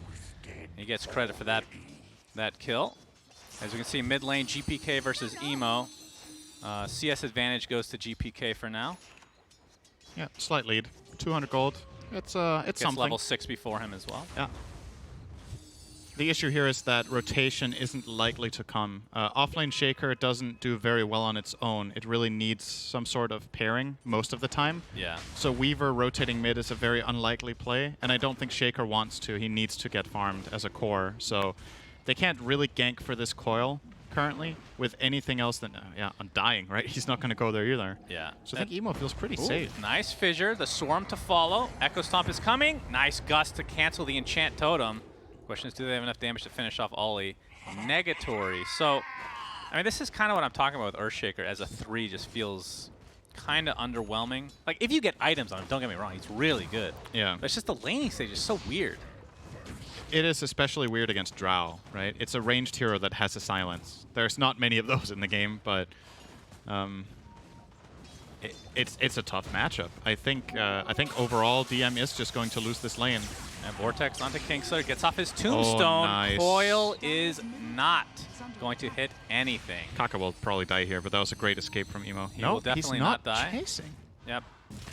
Well, GPK is a little bit afraid of Roshan at this time of the game. Nice Gust from Fly again.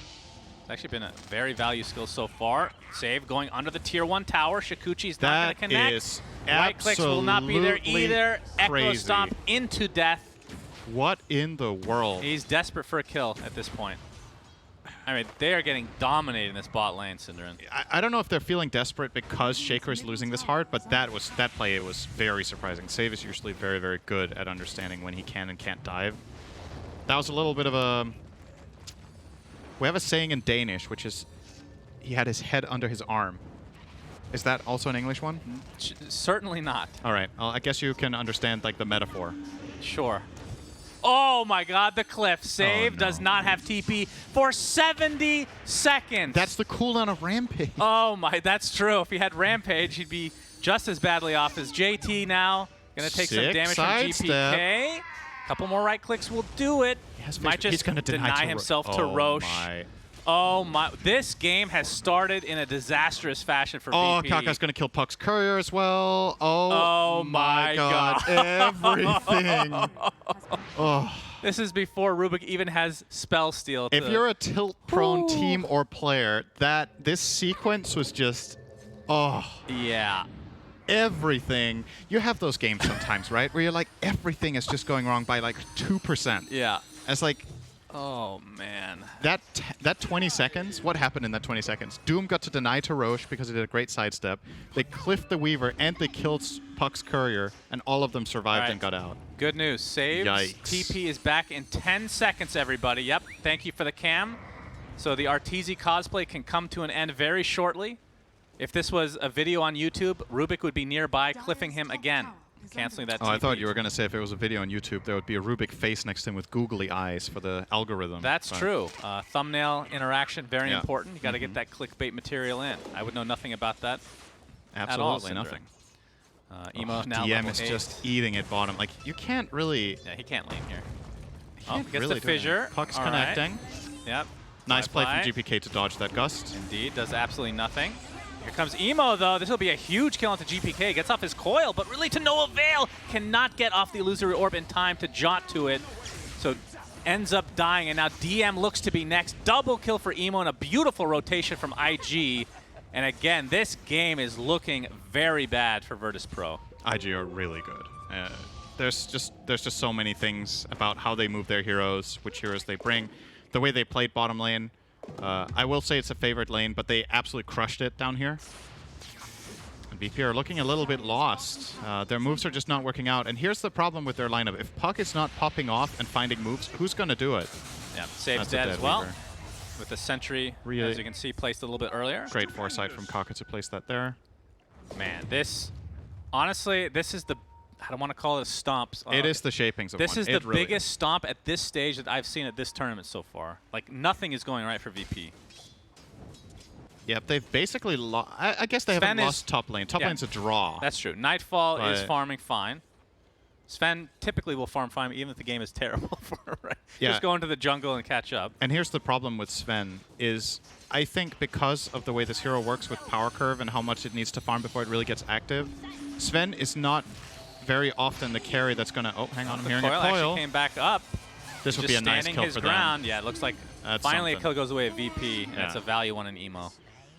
Sven is not the kind of carry that comes back well when his team is suffering, right? Because he has to be in the jungle for so long, and he doesn't initiate his own moves until he has, let's say, Echo Saber, Mask of Madness, Blink, or something like that, and BKB. Like, you just need so many items. Yeah. So usually the way Sven lineups work is that you have an active 4-man lineup around him that can do a lot while Sven gets big, and then once the timing hits and he joins, the game just explodes. But considering how much his other lanes have suffered, this might end up being the kind of game where Sven just farms very long and then just loses, right? Before he really gets to try. So hopefully for them, they find the moves they need. Tumbler toy value. Good dodge. Yep. Didn't really Boing. need it, but The no. best hero in the game for this item, I think. Earthshaker? Yeah, it's Just because incredible. he can traverse terrain? He needs the mana pool, and it acts as a pseudo blink, and it sets you up for Enchant Totem. It's really, really Okay. good. Oh, Kingslayer's getting gone on now. Gets off his tombstone again, Nice but dead. it's actually stolen here by Kaka. Does not get the cosmetic, though. That's a little unfortunate. Perhaps we can put that on the list of things to do for Valve. Very important that the tombstone will match. Dire's structure. It's probably the only Rubik bug that's left. That's true. At this That point. is probably the most annoying hero to fix bugs for on initial release. I guess Morphling might be worth. I don't actually know. I think they're both troublemakers Yeah, in the but lab. Morphling at least looks good when he turns into somebody that is else. a dead Rubik, Rubik. Nightfall takes care of him, and Good ward out there. we'll save this tower here. Sets that up easily. So VP are finding a couple of kills here and there, but they're still 4k gold behind minute 11. And one more thing, just to finish off this Sven story, is when you have a lineup that has one big core and everyone else isn't doing too well, you know what hero you don't want to face is Doom. Because he makes that one strong hero you have unhappy. And you don't want to be unhappy. That's true. Being happy is very important in life. As Emo all the way down to get that haste rune. As you can see, Enchant Totem taken. Very bad spell for Rubik. It's very good. It is very bad. Very, very good. I mean, theoretically, it could have been good with the Fadebolt talent, right? The old one that gave you damage. Yeah, the one where you stole damage. A lot of people tried to play that like pseudo carry, but it just didn't work, sadly. So that was taken out of the game. Yeah, what a weird response to that. It didn't really work, and therefore it was removed. Well, how about buffing it? I think they buffed it once, but Yeah. maybe it's just the idea of turning the hero into kind of a right clicker is weird. But I didn't mind it that much. yeah, I didn't either, honestly. Although if somebody picked it on my team, then I would mind it. So just the idea doesn't bother me, but if it's used to grief me, then it's kind of a problem, right? Only if it affects me, Cinderin. Right. As long as other people suffer, it's okay. Got it. Just techies. Techies in a nutshell. Yeah, that is true. Nightfall has his Echo Saber now, so BKB is next on the menu. And I mean, for them, is BKB the item, or do they still need that Blink Dagger? I mean, they're going to have Blink on Earthshaker at some point, right? So maybe that's the item that they're really waiting for? Yeah, Shaker, Blink, and Sven BKB. I mean, maybe you can do it with Shaker, Blink, right? Just that, but I'm not overly confident in their ability to deal with the Storm and the Doom right now. But at the same time, you can't just give up ground. You have to hold this mid-tier 1 tower, I think. Let's see, maybe they will just concede it on the next wave of push. Not happening right now, though. Still great farm on Nightfall. Let's look at some positives for VP. He does have over 10 CS per minute, which is very good. Puck also has kept up with the farm. We were talking about earlier today how Leo style. Oh, hang on. Coil. This will be another huge kill for VP. Stormhammer is there. He gets lifted, but oh, that burst damage. Ridiculous amount to take out Emo. And now Kaka looking to be next as Saving Company, trying to finish him off. Gets off the illusory orb that he stole, but won't be enough to actually get away. So very good two for good VP. kills and perhaps a tier 1 tower to boot. That's amazing. Oh, and Sven they got get the kill on Storm. Fly. Well, Save is doing a little bit chip damage. I don't think Should be GPK okay. can pursue. Yeah, that's really good for VP. They get the puck kill, or they get the Storm kill on Sven, and he also gets the last hit on the tower, so really progressed there toward that BKB pickup. So very nice for VP there. Bit of a comeback. It's going to take more than that, but first step on the way. And yeah, kind of the opposite of what I was talking about, right? Sven actually really got involved. I think maybe he feels like he has to. Like if the game is going too bad, maybe you have to be the one to make moves on the Sven here, and that one paid off big time. Obviously, Puck, one of the best friends you can have to shine with just your ult, because it's such a long duration hold that he could do that. Shaker's going to pick up a Blink off this. Okay, never mind. Does JT have... No, he doesn't even have Stomp. Has Doom, though. That's true, but he's all alone, so I don't know if he would use it there. Maybe not. He also has Inferno Blade. That also stops TP. True, true. Yeah, no more level death to work with, sadly. Yep. Unless you shard it up. Did you like that spell design? No. You didn't? No, I thought it was kind of cool, actually. I've always thought level death was like... Well, it's not that. I didn't like the Maybe I liked it because I'm quick at math, you know? It's like, oh... yeah. I mean, there was a point where once you got to 25, it didn't do anything. Remember in elementary school when you were like, why do we need to know the table of fours? Yeah, that's why. That is why. That's it's so that you can win TI on Doom. Stay in school, kids, and pay attention in math class. Sure. It's really important. The thing I didn't like about it is that it was a Lincoln's Breaker. I don't think a hero that has a Lincoln's Breaker when... Oh! Speaking of something Rubik. else, DM, Echo. All right. Easy kill. It's quite a bit used there. DM opting to keep Fissure on level 1 and now maxing out Enchant Totem. This is something core shakers will often do. And this game, I think there's the added benefit of you only give Rubik Fissure level 1 if it gets stolen, right? So definitely think that it could be a very smart choice here. Oh, we have Emo jumping in onto save, but there's the coil from the sideline. GPK just hiding out, and it ends up paying huge advantage for them. There's the tombstones to slow it down a bit. GPK trying to pursue a bit as JT and company on the run, but he's got that big old BKB ready to go. So Emo has been making a couple of very aggressive jumps that have kind of set back the game to almost an even state now. I feel like it's just overconfidence. Absolutely. After such a good start. Yeah, he has so much potential, but also so much responsibility in this game. And if you make a couple of these mistakes, all of a sudden, like your power curve, right? Sven now got the BKB completed by disassembling his Echo Saber. Puck has the Yules, and I think he's getting the dagger now as well. No, he's going Witchblade. So Witchblade complete as well. VP are kind of in an okay spot again from these last few minutes. This is does not feel as out of reach anymore. Once Save gets this Aghanim Scepter for the time lapse against a Doom, would you say that that is very good or okay? Because it's not burst damage. I'm trying to decide how good it is to use on a Sven that gets doomed. I think it's very good against Drow and Storm. right? They have the burst damage, especially the Storm. It's very good against Doom. Against Doom, it's like okay. Dire's middle tower has In fallen. some situations, you can extend the life so that Doom ends and you can get to do something. But Right. yeah, I would mainly say against Storm. Nice reaction from DM on the blink. Gets out in time against the Tumbler's Toy lift attempt, but GPK. Remember, he doesn't have a dagger. yeah. He is in. He's He- dead. Gets the coil off. What? He has Maybe not. reinforcements. Nightfall is here. You can see the Earth Splitter on the cliff. Stormhammer's going to connect. This will be a huge kill. BKB pop from Nightfall, and one more right click does it. Fly down in his grave for 40 seconds. Well, I really thought IG were ready to connect on that gust, but Storm was far away, didn't have mana, and Doom couldn't connect either. You're questioning GPK, Cinder? Come on Now GPK might die. Boy, This okay. time he's not. As Oh, I said, that gets well, off the Yule. Yules, though. And Oh! oh my God, are you kidding me? Oh my God, Nightfall again destroys Emo. Buys back into the game. That is a rage buyback for sure. The Doom applied right now to Sven as JT attempting to go a little bit further. Emo kind of mistimes it, but ends up helping out his team now as VP are getting decimated. So a good buyback. Damn, what a in the end rage from Emo. buyback.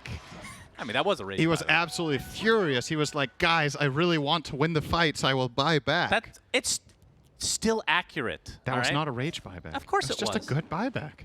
No, tilt buyback is what you think I'm saying. I'm not saying. I'm saying rage buyback. So you're saying rage is a positive thing? Yeah, it can be. It could Okay. be positive or negative. Why not? Please do not learn from this and rage in your pub games. Thank you. Rage buyback successful for Emo. Yeah. Well done for him. Topical for the name. Absolutely.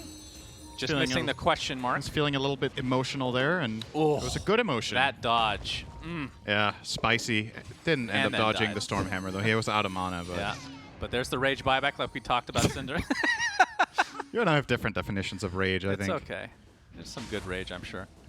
But yeah, very nice. Oh, look at the spell comp from Kaka as well. He got like a 3-man orb plus Fade Bolt there. Beautifully done. GPK is going to run into Ollie now. Waning Rift. Not going to connect the save. Attempting to go a little bit farther, but Yeah, Ollie's dead all here. on his own, so it'll be an easy one for VP. Yep, he was out on a little bit of an info mission there. Didn't have a ward to place, I think. Storm, Yeah. well, trade the other way. Spended DM. all his mana, but yeah, the Orchid is definitely paying off. VP are pinging out a ward that is not there. It is actually on the other side of the river, but they think it is on this high ground, so they're going to check it Look with at a that sentry. heat map. They Oh my don't find God. What the hell? it. Yeah. Wait, Why can I was see that in that the heat map fountain? again? Was he in... Why was he in the fountain? What is this? The enemy fountain. I'm going to question that Well, one. that's not the fountain. That's the base. But at what point was he there? Did he jump that at one point and TP back to base? That's a bug. I'm just going to say it's a bug. Incorrect information. I refuse to believe pre-20 minutes that he was in the enemy base. Maybe it's a metaphor for how he's been playing. He's all over the place. He's been pretty deep Yeah. in some situations. So just maybe they make up the heat map on the fly, and it's actually not about the heroes, just somebody sitting there manually drawing it. It's like, yeah, it probably checks out. He's been diving pretty far, so... All right, now we got a 4-man smoke from IG. 6k gold lead as well should be mentioned here. They have Yep. grabbed back their Oh. advantage. Kingslayer might tank this. Oh, the jump in from Kaka gets the telekinesis off into the Doom. Kingslayer is mega dead. Fly pops his BKB as well, just in case. Of course, buyback is available on Sven with his ult, but I don't think they're going to... They are. Okay, he buys back. You can see the Waning Rift applied to Drow. Fly looks super dead here. BKB onto JT, attempting to TP out, will be able to do so. Oh, So Kaka they has only lose Fissure. one, and it costs the buyback for VP. It is the Drow, though. Yeah. But that feels bad to buy back into. I think he kind of has to, though. If he, or did he? What kill would they have got? They would have got Undying. Yeah, he actually didn't need to buy back, right? Yeah, but you don't know that in hindsight. Right. Well, if it gives them Roche, Yeah. it will feel well worth it. But That's true. look who's here. It's Mr. Spirit Man with Yeah. a level 3 stomp. Eating a delicious mango, but DM finds him, enchant totem, and death cometh for Ollie. Oh Wait, my he's God, doing a the lot of damage damage. in the meantime, though. Kaka hurts. He has Swarm now. He could use that to scout with. He will. Yeah. Wow. Roche is, Roche is still being pursued here from Nightfall. Okay, the buyback on the Elder Titan, and yeah, That's VP enough. can no longer go for Roche. It's already at half HP, but this is the thing. IG knows that God Strength is down. don't see any reason that they can't just go for it. Yeah, I think they just grab it here. Thank you very much for doing half the work, VP. There's the time-lapse Ags from that could Save. be a big surprise factor here. It could be, yes. The cast range is 600.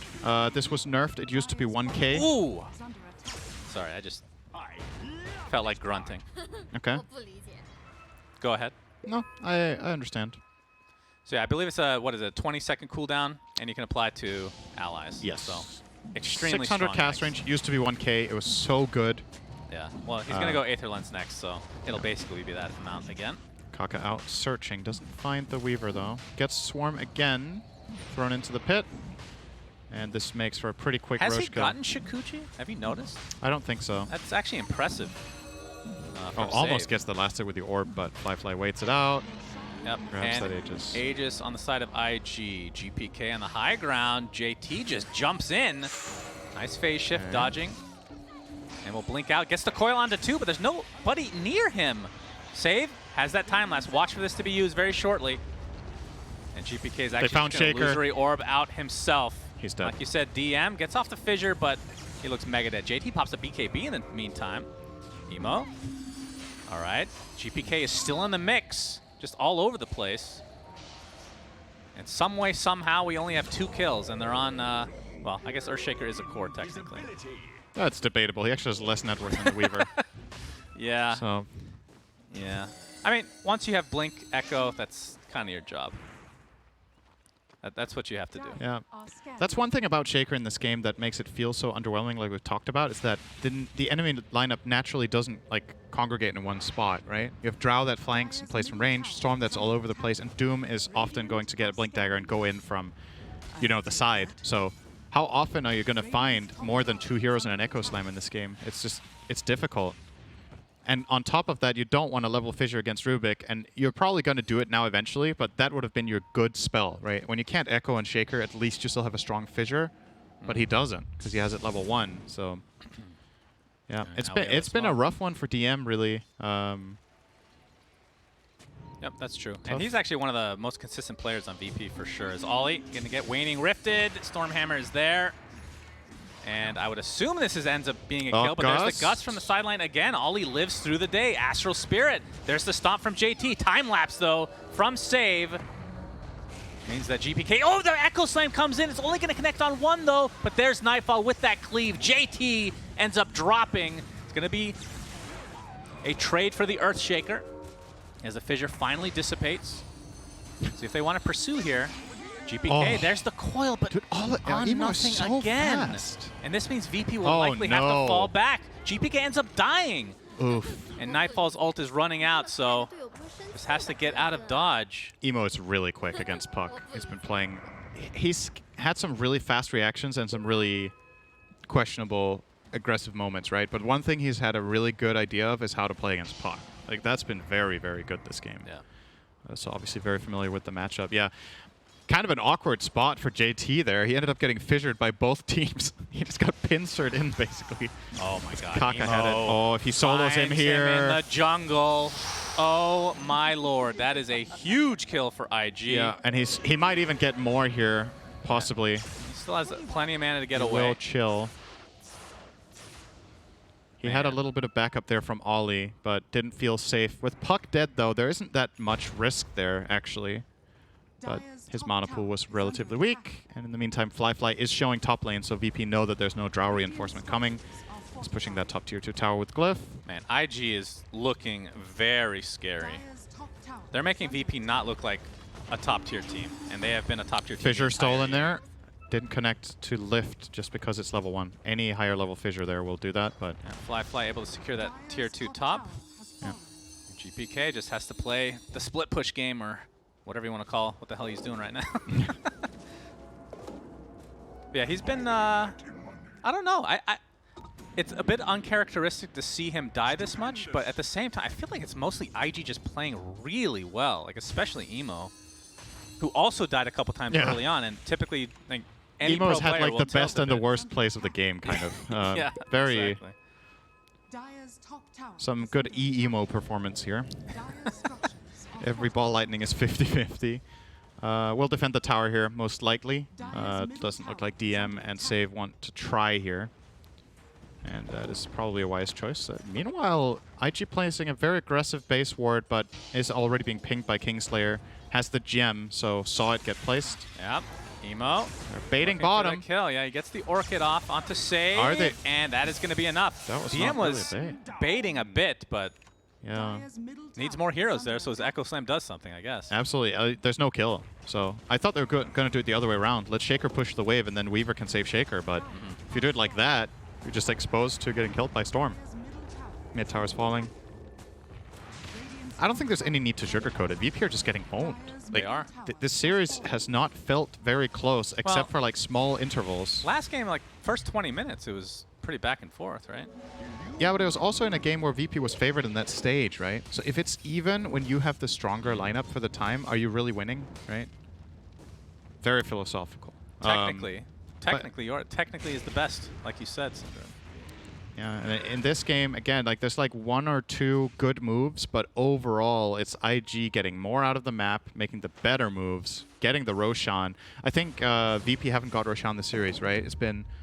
It's only been killed once each game, I think. But both of them going IG's way. That's true, and the reason I remember that is because we haven't talked about shards that much. Yes. That's also Usually the reason I remember. I've been having a great time talking about other things. When that second Rosh gets killed, it turns into a 5-minute discussion on who should or should not get the shard. Yes. Which I really miss. It's a great dynamic in our relationship. We have a relationship? If you want to call it that, I guess. Well, you used the word, I didn't. If you want to call it that, technically, you know. You just know how to talk to me. Very good. That's true. You know me so well. Haha. Now it looks like Tower's this tier falling. 2 tower will... Ooh, there's some TPs coming in from IG. Emo pops that BKB. That is a dead Weaver. He wants to actually finish him off, and he does. And JT is here as well. 2 quick kills. I really... Will they find more? Kingslayer, Yules cancels the TP, so it's going to be 3. Okay. I really don't like this from VP. I think this is the wrong way to siege this tower. The one hero that can save the guy who gets jumped by Storm is the one hitting the tower. I just don't get it. Like, why is this not the puck hitting the tower or the Shaker? And then you save them. So what ends up happening here is that Weaver's hitting the tower, Storm jumps him, insta-pops BKB, and DM jumps in trying to save, and he can't do anything. It's just a BKB'd Storm. Like, what are you going to do, look at him?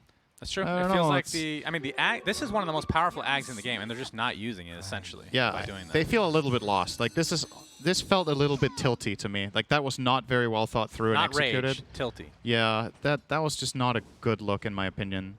I mean, fair play. There's been other fights where they've just been outplayed and whatever. That just looked a little bit stupid, honestly. So, uncharacteristic. VP are an incredibly skilled team, and they don't commonly make mistakes like that. So really being pressured, I think it may be getting to them a little bit here. Yeah. Making mistakes like that. Well, JT on the Doom has his shard, by the way, so that's the Infernal Blade upgrade. It gives you the extra stun duration as well as that level death that we've been talking about for no particular reason the last few games. Yep. What is this courier What doing level out there? is it? If the enemy's level is a multiple of 3 or above 24. That's right. Sven just got 22. Great level up there. You just took less damage. Undying is level 12. Excellent target for Doom. The only one. Does it not do any... What? Hang on. Uh-oh. Right. Save. Still on the front line. And Kaka finds him. Telekinesis. JT. Infernal Blade. Level death mechanic. Close call. Goodbye. And the funny thing is, when you get the Ags on Weaver, using it on yourself actually is a nerf in some respects because you have to double click. You can alt click. Oh, okay. Never mind. If you're an idiot and don't know that, then it's technically a nerf for yourself. Okay. Just wanted I to throw don't it think out there. that will come into play that much at TI. But I've seen it a couple times. I thought you were going to say I've seen some idiots at TI. That's basically what I said. That's basically what I just said. Mistakes have been made, no doubt. Yeah, of course. As GPK gets the Ags for himself. I can confirm everyone playing here is a human. So, getting this Agnes, I'm not saying this is the wrong item to get for GPK, but you got to hit the coils for that to have an impact, obviously. For sure. DM, he's donezo.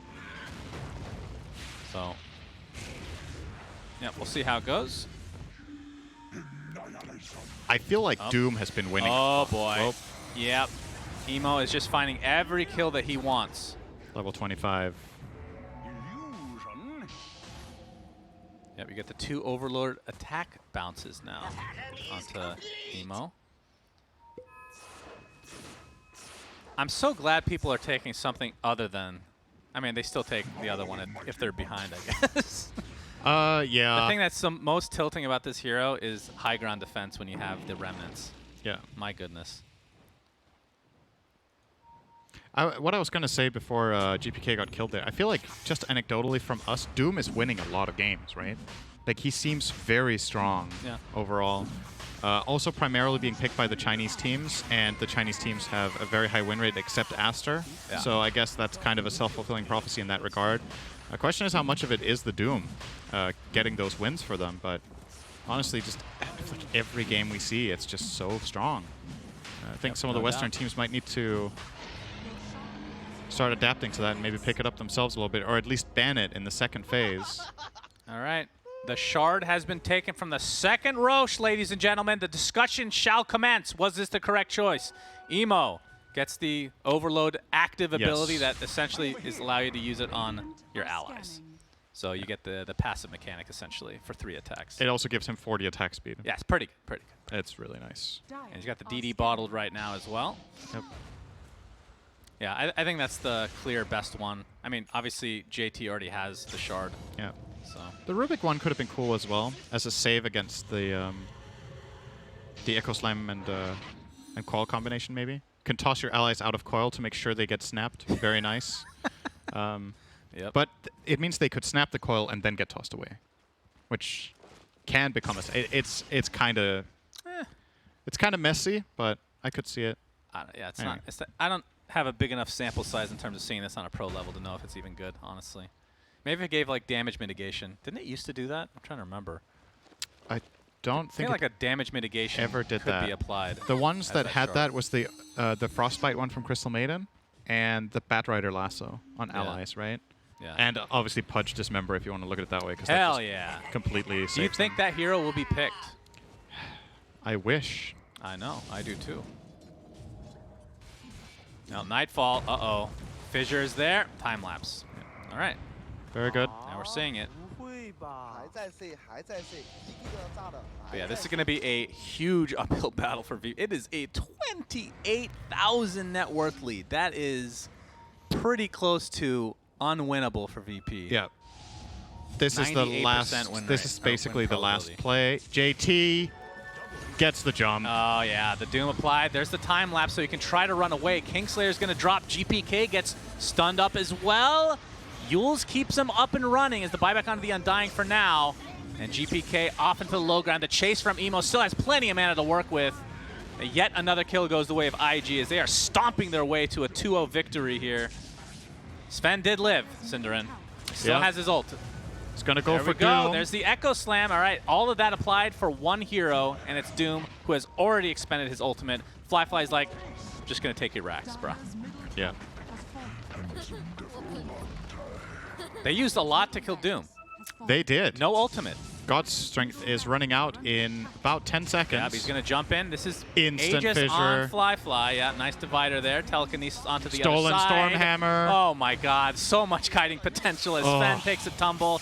That should do it. And IG, whew, GG. they look godlike, Cinderin. Kaka's in top form, man. What can I say? He's been playing a really, really good Rubik game. I think his Shaker last game was also excellent. IG've shown up, man. This is a team that looks like they could go very, very far at this level of play if they can keep that up. And also, pretty big strategic diversity, right? They play a lot of different heroes. We've cast quite a few of their games. As you look like a psycho, that's very good. That's just my face. Yeah, it's better now. That's good. That's better. They play a lot of different stuff, and they play it well. IG are looking awesome. And I think for VP, still not too worried about their potential of going upper bracket. I think they've had some tough matches, especially this one is just really hard. The T1 might come back to haunt them potentially, but if they can reset, refocus, upper bracket is in range. And I think the absolute nightmare scenario that they get last is almost impossible already with their 5 wins. I don't think that can even happen, actually. So at least that shouldn't be happening for them, but obviously not a good day at work for Virtus.pro. For sure. It could be an off day. It could just be, I mean, they did lose to T1 who's been struggling, but we expected them to bounce back to some degree. Who do we have next, by the way? Do you remember? It is, I just need to think. Secret versus Elephant. That's right. I finally get to cast a secret game. Elephant star-studded as well. That's going to be an exciting one. Can't wait. But we're going to have to because it'll be a few minutes, but we'll be back soon.